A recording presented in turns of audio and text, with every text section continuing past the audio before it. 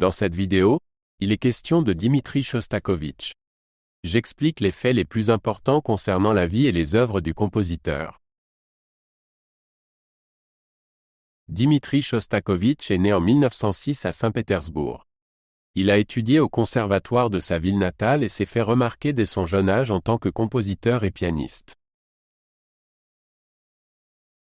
Chostakovitch est connu pour ses 15 symphonies, qui abordent souvent des thèmes politiques et personnels. Sa musique a été critiquée à plusieurs reprises par le gouvernement soviétique, notamment sous Staline. L'une de ses œuvres les plus controversées est l'opéra « Lady Macbeth » de Mtsensk.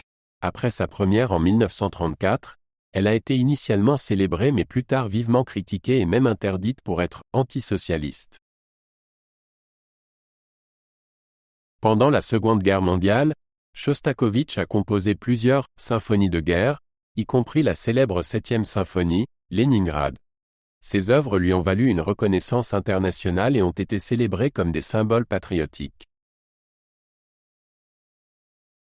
En plus de ces symphonies, Chostakovitch a également écrit de la musique de chambre et des concertos.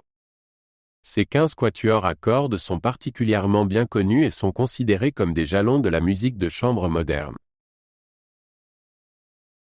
Chostakovitch avait une relation compliquée avec le gouvernement soviétique.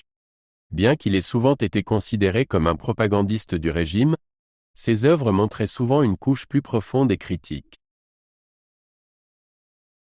Dans ces dernières années, Chostakovitch s'est concentré sur la musique de chambre et des formes plus petites. Il est mort en 1975, laissant derrière lui un vaste corpus d'œuvres qui est encore discuté de manière controversée aujourd'hui. Chostakovitch utilisait souvent l'ironie et la satire dans sa musique. Ses œuvres sont caractérisées par une large gamme d'émotions, de l'humour à la profonde tristesse. Dmitri Chostakovitch est l'une des figures les plus importantes de la musique du XXe siècle. Son influence s'étend bien au-delà des frontières de la Russie, et sa musique est jouée et étudiée dans le monde entier aujourd'hui.